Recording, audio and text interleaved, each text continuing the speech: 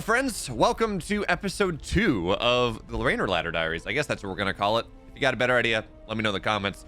But luckily, because Reynor is an absolute bro, we have access to Reynor's games that are not Zerg, which is kind of fun. So it's Blonde Robert, that is Reynor, against this player Rikus. They're both about, this account for Reynor right now playing Protoss is about 5800 5900 MMR. Rikus is right around the same, so still pretty good. And we get to see just how good Reynor's PvT is. And, you know, this is something that he has been looking fairly good with. He did make that run EPT recently, which we will, once I can get my hands on the replays, we're going to cast some of those and put them up. But it did seem like his Protoss, not against Zerg, was struggling. His Protoss, you know, his PvC is fine, but his PvT and his PvP were pretty rough. So it's going to be fun to see what he has in store for us on Royal Blood, which is, again, a bit of a shorter map. Bit of a map that is arguably a little Terran favored with the chokes that exist. But regardless of whether it's Terran favored or not, whether that 10 works out or not, it's going to be fun to see exactly what Reynor has in store for us, whether he's going to be able to defend what I am going to assume is going to be some sort of early pressure coming out of Rikus, because, well, that is just how Terrans like to play for the most part, and this is a ladder game. But of course, for those of you that play StarCraft, or that play StarCraft consistently, Terrans on ladders, they are their own beast, and they have all manner of things that don't make a lot of sense, but because it's a Terran on ladder, they're going to do it anyways. Off timings, things like that. But for now, it looks like it will be Reaper Factory coming out of our red Terran player. Not quite as quick of a natural as we would expect, which does tell us that there's going to be some level of early aggression. And the thing we always have to wonder in things like this, so this is not like the Cyril video I put up earlier in the week, where it was Cyril versus Showtime, both players knew who they were, etc. I don't necessarily know that Rikus is aware that Blonde Robert is Reynor, as this probe is going to scout the natural, see that there is no natural there as the Reaper kills it off. But I don't know that Rikus is aware that Blonde Robert is Reynor, that is kind of what is happening, whether it's just kind of someone randomly on ladders. So from what we've seen of Reynor's Protoss, he doesn't really go all in all that much. He does seem to be more of a fan of kind of playing the honorable macro game, or you know, being the honorable macro Protoss more often than not. So the point there is, I don't think that will, like, if Rikus knew that this was Reynor, I don't know that he would have to open Derek's Factory expand. I think he could have opened Reaper expand. But if he wants to be aggressive, well, that's a good opportunity, as the Reaper's the Hellions. They're going to dive right on in. One Reaper gets low but does not go down, and the Adepts, well, they're a little bit far away. So the Hellion gets in the main base, Reaper's in the natural. Of course, 3-tap to kill a probe, so not going to be the best thing. Is look at this. Reynor, he's got 4 probes on the right side, making it very difficult for the Reaper or for the Hellion, to dive in. So actually, no damage whatsoever. Fancy little body block of the 4 probes is pretty cool.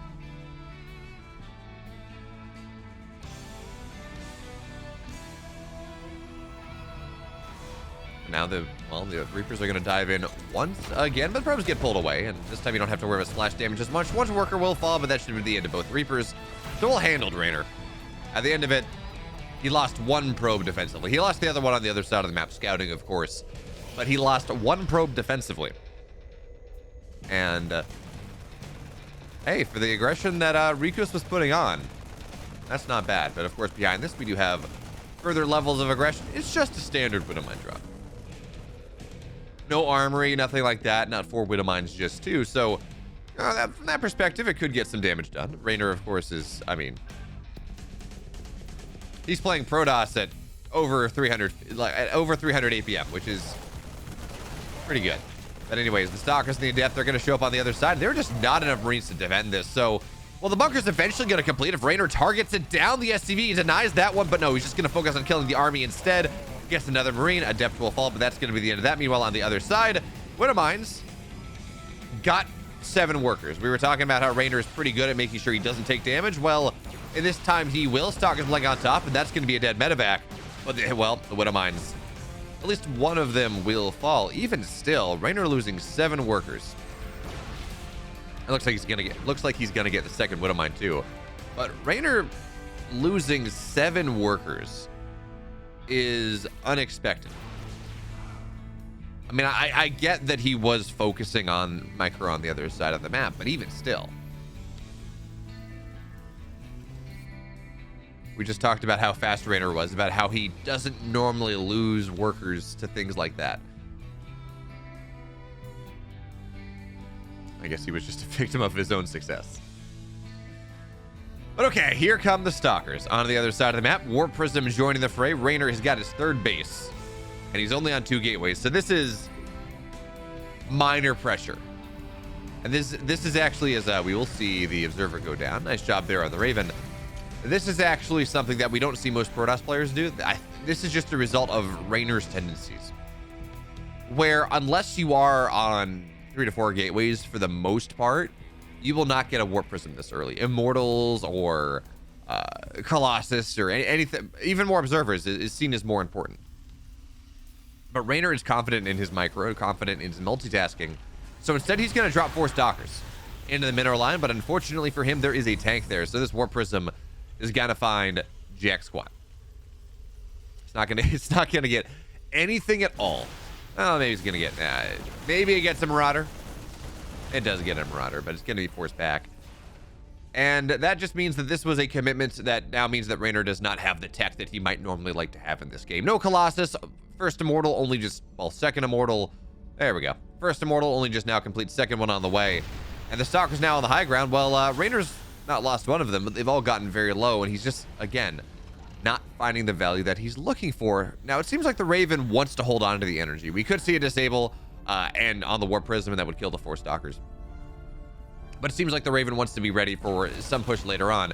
Now, unfortunately for our Raven player, unfortunately for Rikus, Reynor is going very slow into the Roboback. You know, this defense that Reynor is eventually going to try to effect is going to be on Gateway Immortal. And a Raven from that perspective is not nearly as impactful as it shutting down a Colossus. So the Bio's going to stem forward here. 1 Stalker will fall before Reynor moves back, runs away.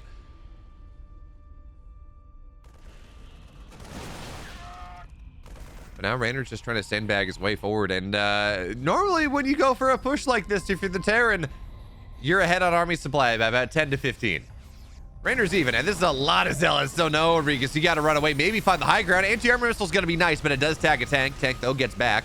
Widowmines are not going to find the value they want, not at the start, as the couple Zealots are going to be forced forward, but the Widowmines there, well, they're going to get a bit of friendly fire because the force fields from Reynor force everything back, and this push from Rikus is just not going to work. Meanwhile, in the main base, we talked about the Warp Prism, about how it was maybe a little bit too early. Well, it is finding value now, as a bunch of SCVs have gone down. Make it 12 SCVs more on the way. Warp Prism's going to find its way maybe into the natural, which is where most of the SCVs are. 16 out of 16, but that is a lot of them that are just sitting there self-repairing.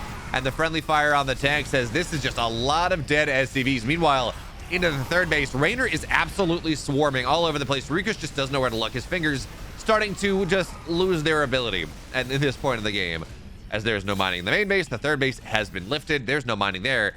And we're only looking at 26 SCVs on the map. So Reynor, through a pretty simple counterattack play and very nice defense, has actually some really sick force fields, has managed to slaughter, absolutely slaughter this this Terran player.